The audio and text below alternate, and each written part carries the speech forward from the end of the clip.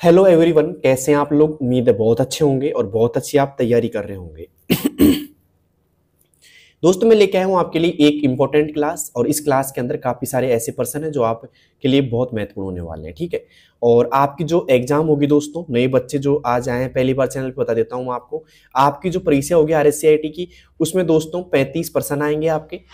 ठीक है, और 35 पर्सनों में से मतलब सारे आपको करने हैं दोस्तों, 1 घंटे का आपको समय मिलेगा। ठीक है, और एक और इंपॉर्टेंट बात, नेगेटिव मार्किंग नहीं होगी। ठीक है, और 14% आप अगर सही कर देते हैं एग्जाम में तो आप क्या हो जाएंगे दोस्तों, पास हो जाएंगे। ठीक है, तो पहला पर्सन क्या है दोस्तों, इंपॉर्टेंट भी है और ध्यान से पढ़ना है आपको। आता है या नहीं आता वो अलग बात है, बस आप आंसर देने की कोशिश करना। ठीक है, और क्वेश्चन को समझने की कोशिश करना। ठीक है, पहला पर्सन है दोस्तों, एक्सेल में कंडीशन फॉर्मेटिंग का मुख्य उद्देश्य क्या है।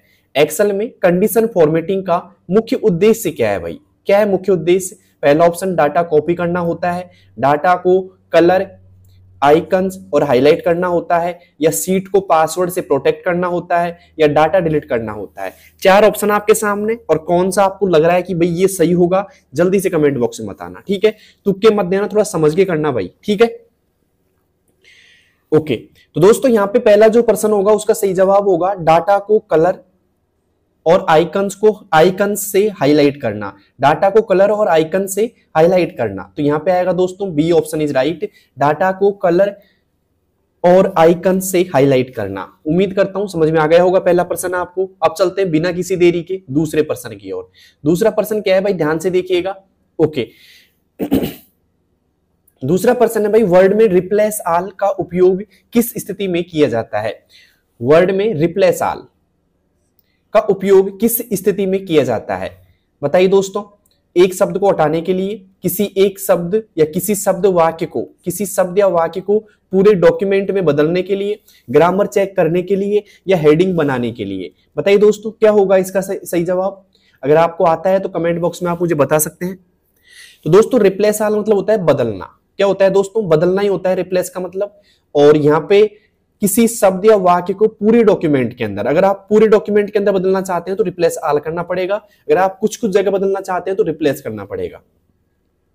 तो यहां पे आएगा किसी शब्द या वाक्य को पूरे डॉक्यूमेंट में बदलने के लिए। ठीक है, फॉर एग्जाम्पल मान लो कहीं भी कोई शब्द है, जैसे मान लो मैंने कर दिया यहाँ पे कहीं शब्द है इंसर्ट। क्या शब्द है दोस्तों, इंसर्ट शब्द है। तो मैं चाहता हूं इंसर्ट शब्द की जगह पे पूरे डॉक्यूमेंट के अंदर टू लिखा जाना चाहिए। क्या लिखा जाना चाहिए, टू।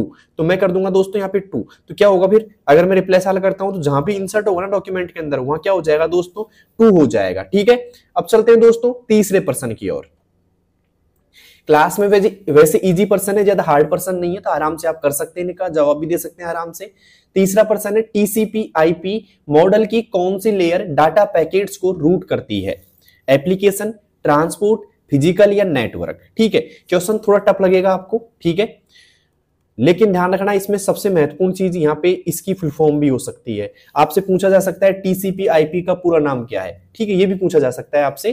तो यहाँ पे पहली बात तो ये कि इसका ऑप्शन क्या होगा, TCP/IP मॉडल कौन सी लेयर डाटा पैकेट्स को रूट करता है या करती है, तो वो करती है दोस्तों नेटवर्क को। किसको करती है दोस्तों, नेटवर्क को करती है। तो यहाँ पे मतलब एक तरीके से रास्ता दिखाती है। ठीक है, और यहां पे बात करें दोस्तों TCP/IP का पूरा नाम, सबसे इंपॉर्टेंट क्वेश्चन क्या बढ़ेगा इसका, TCP/IP का पूरा नाम आपसे पूछ सकता है।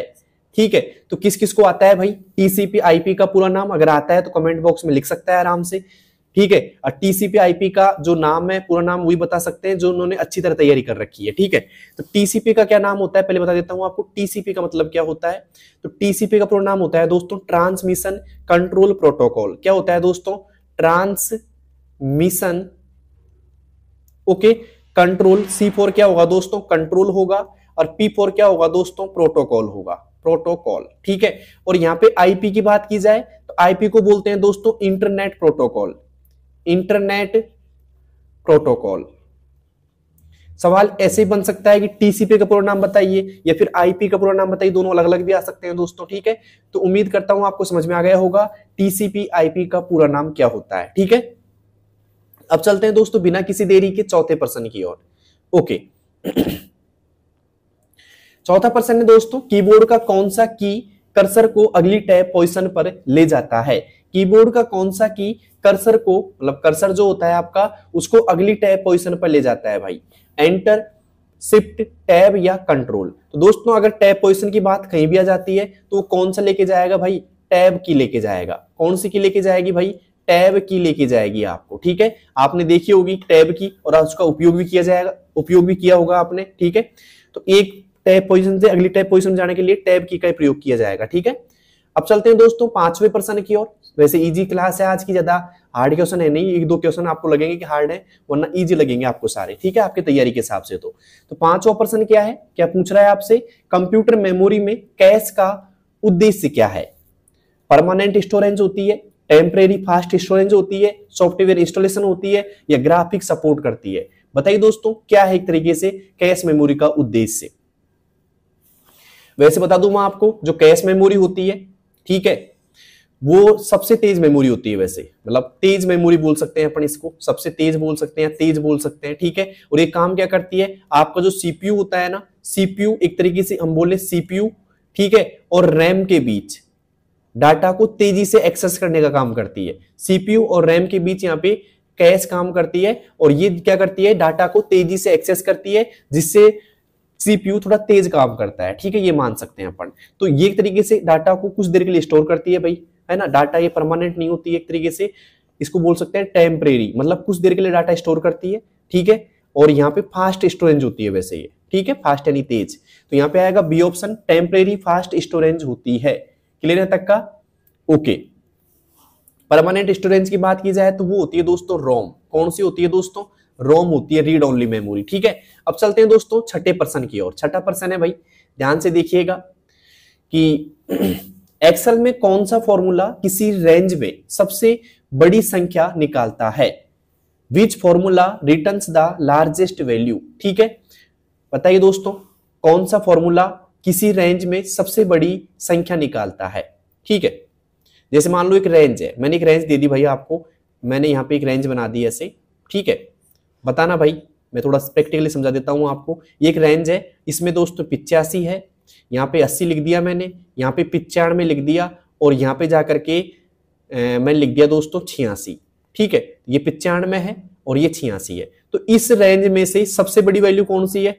वो है दोस्तों 95। तो ऐसा कौन सा फॉर्मूला है जो 95 लाके देगा आपको? टॉप का है, मैक्स का है, अपर का है, या फिर हाई का है? जल्दी से बताइए दोस्तों कौन सा है। तो दोस्तों अगर एक्सेल फॉर्मूला की बात की जाए, फंक्शन की बात की जाए, तो मैक्स का है, जो क्या करता है? सबसे बड़ा मान निकालता है, सबसे बड़ा मान निकालता है, ठीक है। अपर का जो फॉर्मूला होता है ना, वो क्या करता है? कोई भी टेक्स्ट को अपर केस में बदलता है। किस में बदलता है दोस्तों? अपर केस में। अपर केस क्या करता है? बड़ी डाटा को अपर केस में करता है या कैपिटल में करता है। जैसे एबीसीडी को बड़े अक्षरों में कर दिया ऐसे, ठीक है। तो यहाँ पे आएगा मैक्स का फॉर्मूला, ठीक है। मैक्स क्या करता है दोस्तों? किसी भी रेंज में से सबसे बड़ी वैल्यू या सबसे बड़ी संख्या निकालता है, ठीक है। उम्मीद करता हूं छठा प्रश्न आपको समझ में आ गया होगा भाई, ठीक है। अब चलते हैं 7वें प्रश्न की ओर। 7वां प्रश्न क्या है?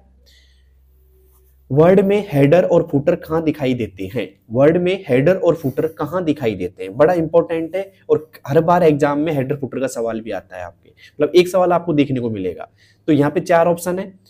पेज के बीच में दिखाई देते हैं, ओनली लास्ट पेज में दिखाई देता है, ओनली फर्स्ट पेज में, या पेज के टॉप और बॉटम में दिखाई देते हैं। जल्दी से बताइए दोस्तों क्या होगा? हेडर फुटर कहां दिखाई देते हैं? तो देखिएगा दोस्तों, हेडर फुटर का मतलब सीधी सी बात है, आपका एक पेज है, ये पेज मान लेते हैं कि एक पेज है, या डॉक्यूमेंट आप मान सकते हो इसको।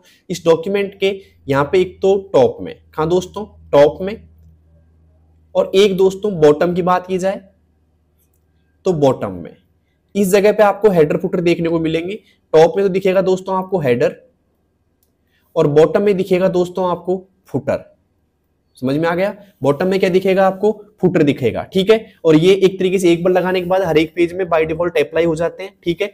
और अगर बात की जाए, देखो इसका जवाब तो क्या होगा? पेज के टॉप और बॉटम में। डी ऑप्शन किस किस का सही था भाई? डी ऑप्शन होगा इसमें, ठीक है।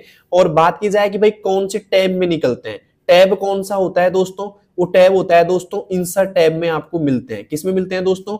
इंसर्ट टैब में हेडर फुटर आपको मिलते हैं, ठीक है। तो सवाल ये भी पूछा जा सकता है कि हेडर फुटर कौन से टैब में मिलते हैं? इंसर्ट टैब में मिलते हैं, ठीक है। और पेज में कहां होते हैं दोस्तों? टॉप में और बॉटम में होते हैं। टॉप में कौन होता है दोस्तों? हेडर होता है, और बॉटम में कौन होता है भाई साहब? फुटर होता है। तो उम्मीद करता हूं समझ में आ गया होगा आपको। ठीक है, अब चलते हैं दोस्तों बिना किसी देरी के 8वें प्रश्न की ओर। और आप भी बिना किसी देरी के इस वीडियो को सभी उन बच्चों के पास शेयर कर दो जिन बच्चों की हाल फिलहाल में कोई भी कंप्यूटर की एग्जाम है या आरएससीआईटी की एग्जाम है। जल्दी से कर दीजिएगा शेयर भाई, जो सभी को बेनिफिट मिल जाए इस क्लास का। ठीक है, अब चलते हैं दोस्तों 8वें प्रश्न की ओर। 8वां प्रश्न है, इंटरनेट का कौन सा प्रोटोकॉल सिक्योर ब्राउजिंग देता है? इंटरनेट का कौन सा प्रोटोकॉल सिक्योर ब्राउजिंग देता है? बताइए दोस्तों कौन सा देता है? तो यहां पे जो अगर सिक्योर की बात की जाती है दोस्तों, ठीक है, तो वो देता है दोस्तों HTTPS। कौन देता है भाई साहब? HTTPS देता है। ठीक है, और यहाँ पे HTTPS की फुल फॉर्म की बात की जाए तो वो होती है दोस्तों हाइपर, ठीक है, hyper text transfer, TRANSFER, transfer protocol. ठीक है, प्रोटोकॉल, और फिर आएगा दोस्तों सिक्योर। एस फोर क्या हो जाता है दोस्तों? सिक्योर हो जाता है। अगर एस लगा नहीं मिलता है तो किसकी फुल फॉर्म बन जाएगी? फिर HTTP बन जाएगी। FTP की क्या होती है भाई साहब? फाइल ट्रांसफर प्रोटोकॉल होती है। ठीक है, तो उम्मीद करता हूं आपको दोनों फुल फॉर्म्स अच्छी तरह समझ में आ गई होंगी, FTP की भी और HTTPS की भी। अब चलते हैं दोस्तों आज के 9वें सवाल की ओर। 9वां सवाल हमारा, ध्यान से देखिएगा। कीबोर्ड में नमलॉक किसके लिए उपयोग होता है? कीबोर्ड में नमलॉक किसके लिए उपयोग होता है? जल्दी से बता दीजिएगा किसके लिए उपयोग होता है भाई? एरो कीज कंट्रोल के लिए, न्यूमेरिक कीबोर्ड को इनेबल डिसेबल करने के लिए, फॉन्ट साइज बदलना, या कंप्यूटर शट डाउन करना? बहुत इजी क्वेश्चन है, इससे इजी पर्सन तो आपको क्या ही मिलेगा। ठीक है, इजी पर्सन है भाई, EASY, इजी पर्सन है, और उम्मीद करता हूं इसका जवाब आप दे दोगे।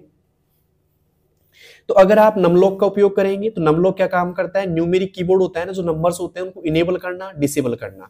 अगर आपका नमलॉक ऑन है तो ये इनेबल रहेंगे, और ये नमलॉक ऑफ रहेगा तो आप नंबर्स का काम नहीं करेंगे। न्यूमेरिक कीपैड में आप नंबर्स प्रेस नहीं कर पाएंगे। ठीक है, तो यहाँ पे आएगा बी ऑप्शन, न्यूमेरिक कीपैड को इनेबल या डिसेबल करना। ठीक है, अब चलते हैं दोस्तों आज के 10वें प्रश्न की ओर। 10वां प्रश्न क्या है भाई? ध्यान से देखिएगा कि कंप्यूटर का कौन सा भाग इंस्ट्रक्शन और को डिकोड करता है? रैम करता है, ALU करता है, कंट्रोल यूनिट करता है, या फिर रोम करता है? बताइए दोस्तों, मतलब निर्देशों को डिकोड कौन करता है भाई? तो वो करता है आपका कंट्रोल यूनिट। कौन करता है भाई? कंट्रोल यूनिट करता है। सी ऑप्शन आएगा यहाँ पे, इसको हम CU भी बोलते हैं वैसे। और ये क्या काम करता है? निर्देशों को कंट्रोल करता है। निर्देशों को कंट्रोल करता है, पता होना चाहिए आपको। कंट्रोल करना इसका काम होता है। ठीक है, और ALU का पूरा नाम क्या है? जल्दी से बताइए कमेंट बॉक्स के अंदर, ALU का पूरा नाम क्या है भाई? अगर किसी को आता है तो सवाल आ सकता है कि ALU का पूरा नाम क्या है। दोस्तों ALU का पूरा नाम है अरिथमेटिक, ओके,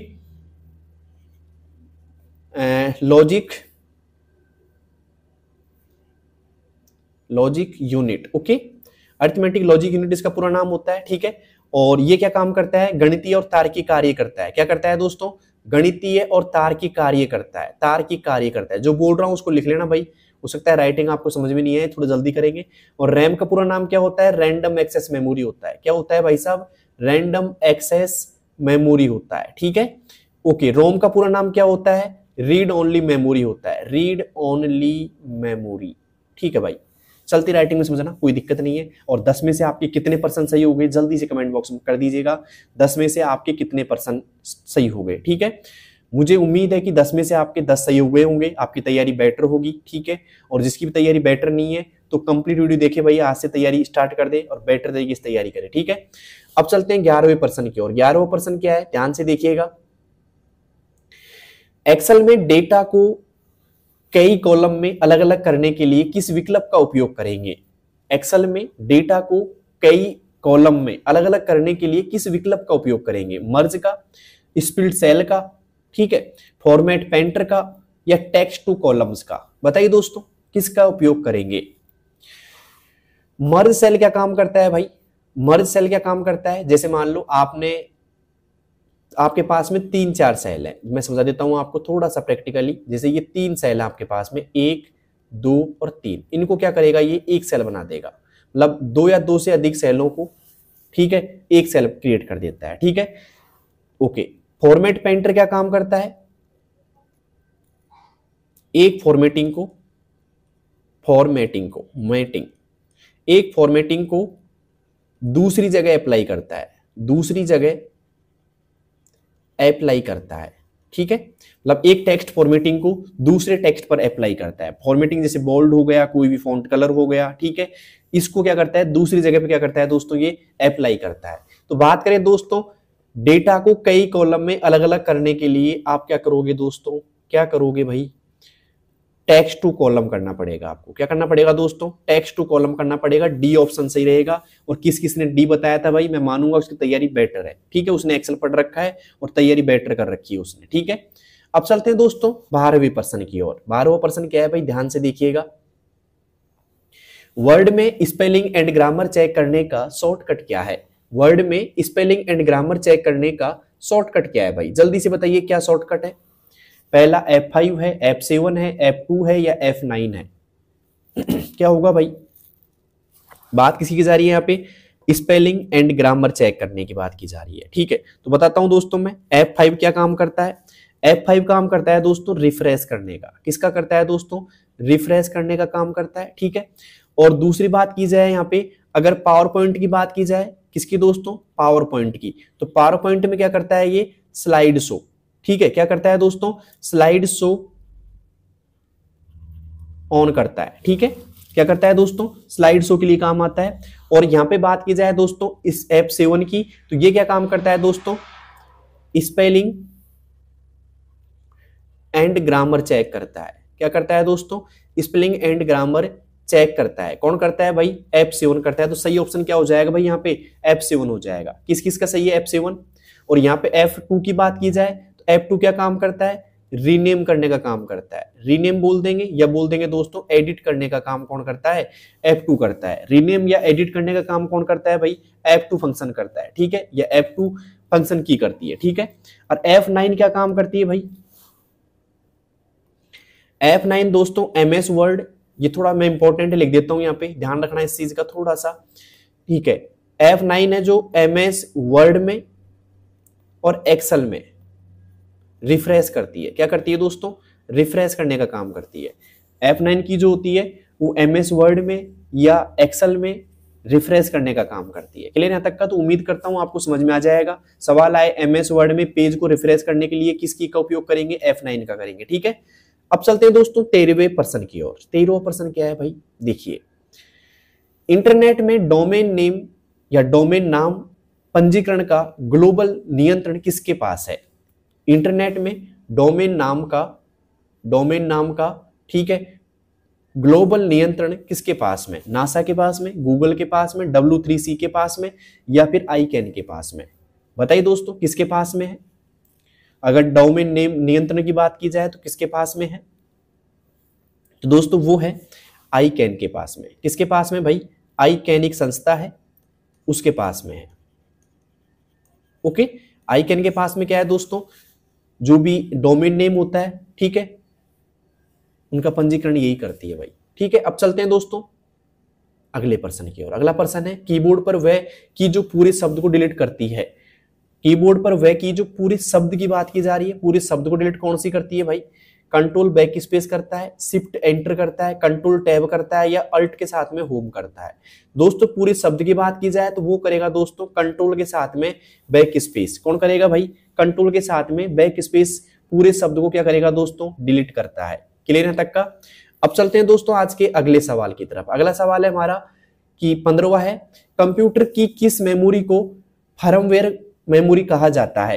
कीबोर्ड की किस मेमोरी को फर्मवेयर मेमोरी कहा जाता है, रैम, रोम, कैश या रजिस्टर्स। बताइए दोस्तों क्या होगा 15वें का सही जवाब, तो वो होगा दोस्तों रोम मेमोरी। कौन सा भाई, रोम होगा। क्लियर है तक का, उम्मीद करता हूं 15वां आपको समझ में आ गया होगा, रोम आएगा इसमें।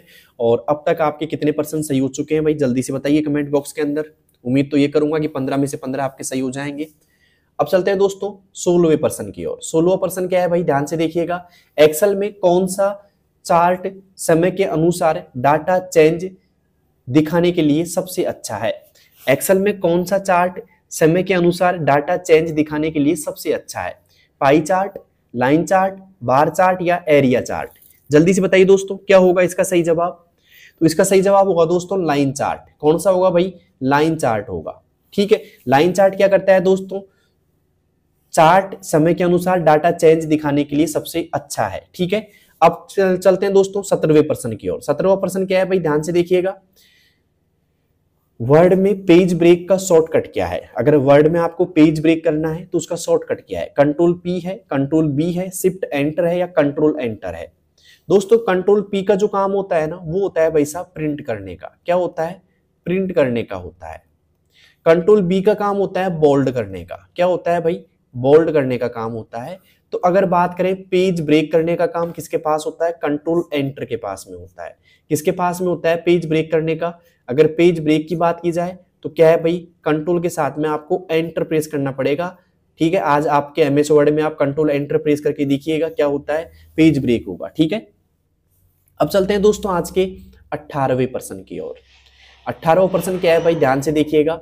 इंटरनेट पर फाइल्स को परमानेंटली स्टोर करने के लिए कौन सी सेवा उपयोग होती है? इंटरनेट पर फाइल्स को परमानेंटली स्टोर करने के लिए कौन सी सेवा उपयोग होती है? ब्राउजर, कुकीज, राउटर या क्लाउड स्टोरेज? बताइए दोस्तों, जल्दी से बताइए क्या होगा इसका सही जवाब। तो दोस्तों इंटरनेट पर फाइल्स को परमानेंटली स्टोर करने के लिए जो सुविधा या सेवा उपयोग होती है वो होती है क्लाउड स्टोरेज। क्या होती है दोस्तों? क्लाउड स्टोरेज होती है। जैसे आपने गूगल ड्राइव का तो उपयोग किया होगा। ठीक है, गूगल ड्राइव क्या है दोस्तों? एक क्लाउड स्टोरेज का ही एग्जांपल है। ठीक है, और इसके अंदर आप 15 जीबी तक, कितने जीबी तक भाई? 15 जीबी तक डाटा स्टोर कर सकते हैं, ऑनलाइन डाटा स्टोर कर सकते हैं 15 जीबी तक।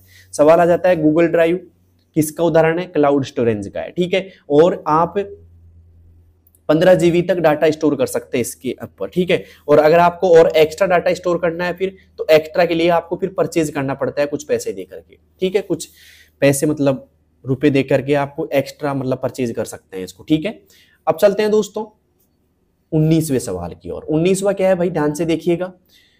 कीबोर्ड में कौन सा की टेक्स्ट के बीच स्पेस बनाने के लिए सबसे अधिक उपयोग होता है? कीबोर्ड में कौन सा की टेक्स्ट के बीच में स्पेस बनाने के लिए सबसे उपयोग होता है? जैसे कुछ भी लिख रहे हो आप, जैसे मैं बोलूं ए और बी के बीच में एक अक्षर की जगह देनी है तो आप किसका उपयोग करेंगे भाई? स्पेस बार का उपयोग करेंगे। किसका दोस्तों? स्पेस बार का उपयोग होगा। ठीक है, तो यहाँ पे आएगा सी ऑप्शन। स्पेस बार की बात की जाए तो ये कीबोर्ड की सबसे लंबी कुंजी होती है, सबसे लंबी कुंजी होती है भाई, लंबी। ठीक है, ओके, जैसे कि कीबोर्ड है आपका तो इस कीबोर्ड में आपको इस जगह पे आपको मिलती है ना ऐसे, स्पेस बार होता है ऐसे, तो ये कुंजी क्या है दोस्तों? आपकी स्पेस बार है। क्लियर यहां तक का? ओके। किसी भी टास्क को रद्द करने के लिए, किसको दोस्तों? टास्क को रद्द करने के लिए कौन सी कुंजी प्रयोग की जाती है दोस्तों? एस्केप कुंजी प्रयोग की जाती है। किसी भी टास्क को क्या करने के लिए? रद्द करने के लिए एस्केप कुंजी प्रयोग में ली जाती है। ठीक है, अब चलते हैं दोस्तों आज के 20वें प्रश्न की ओर। 20वां प्रश्न क्या है भाई, ध्यान से देखिएगा। कीबोर्ड का कौन सा सॉफ्टवेयर हार्डवेयर को कंट्रोल करता है और यूजर को इंटरेक्शन की अनुमति देता है? बताइए दोस्तों, कौन सा ऐसा? यूटिलिटी है, ड्राइवर है, ऑपरेटिंग सिस्टम है या एप्लीकेशन है? जल्दी से बताइएगा 20वें में क्या सही जवाब होगा। देखते हैं कौन कौन लोग दे पाते हैं इसका जवाब। तो दोस्तों 20वें में होगा operating system, OS, operating system. C option आएगा दोस्तों यहाँ पे। ओके, तो सवाल ये भी पूछ सकता है कि कंप्यूटर का कौन सा सॉफ्टवेयर हार्डवेयर को कंट्रोल करता है? तो ऑपरेटिंग सिस्टम करता है। ठीक है, अब चलते हैं दोस्तों 21वें सवाल की और 21वां है भाई, ध्यान से देखिएगा। रिफ्रेश करने के लिए कौन सा फंक्शन की है? मैंने बताया था अभी, आपने जस्ट यहाँ पर ध्यान दिया हो तो, कि रिफ्रेश करने के लिए कौन सी फंक्शन कुंजी है भाई? रिफ्रेश करने के लिए कौन सी फंक्शन कुंजी है? जल्दी से बताइएगा।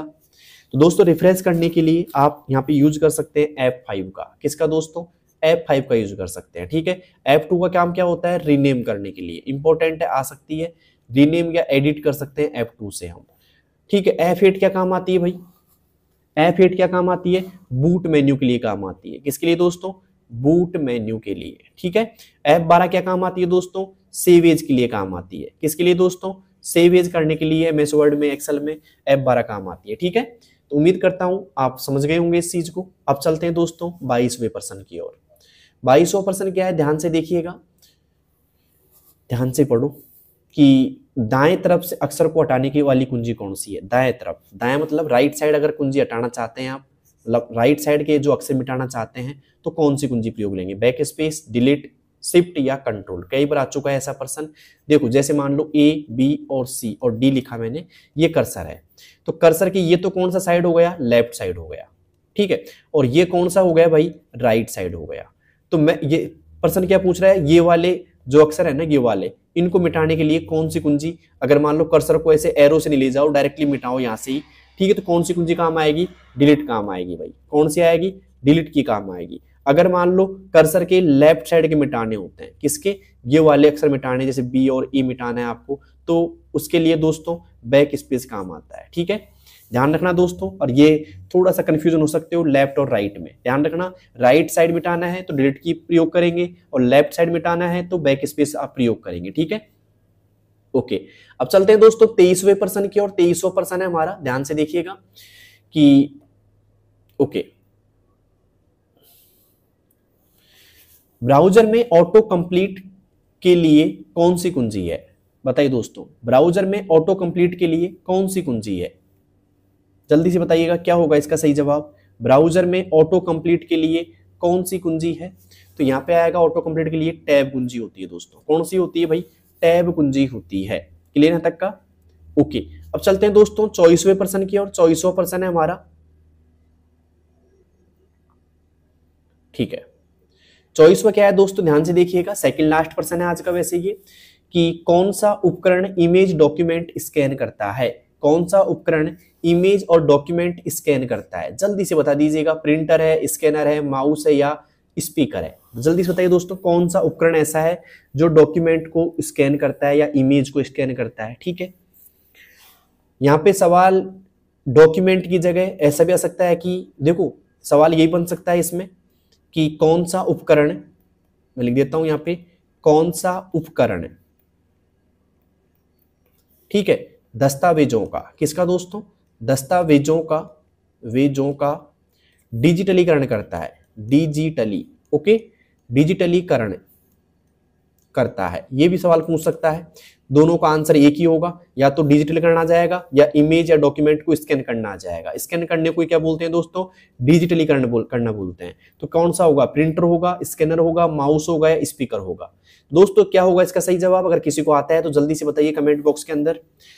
तो इसका जो सही जवाब होगा वो होगा दोस्तों स्कैनर। क्या होगा दोस्तों, स्कैनर होगा। वैसे स्कैनर लिख रखा था तो आपने तुरंत पहचान लिया होगा स्कैनर ही होगा भाई, लेकिन तुक्का नहीं लगाना, आराम से समझना है क्वेश्चन को, ठीक है। यहाँ पे आ सकता है डिजिटलीकरण करना मतलब स्कैन करना ही होता है, ठीक है।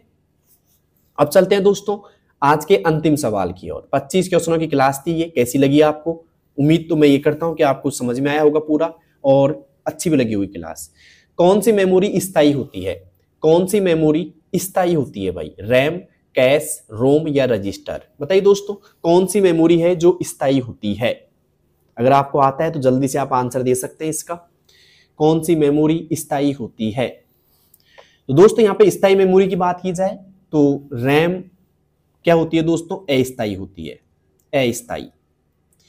कैश की बोले तो ये भी अस्थायी होती है।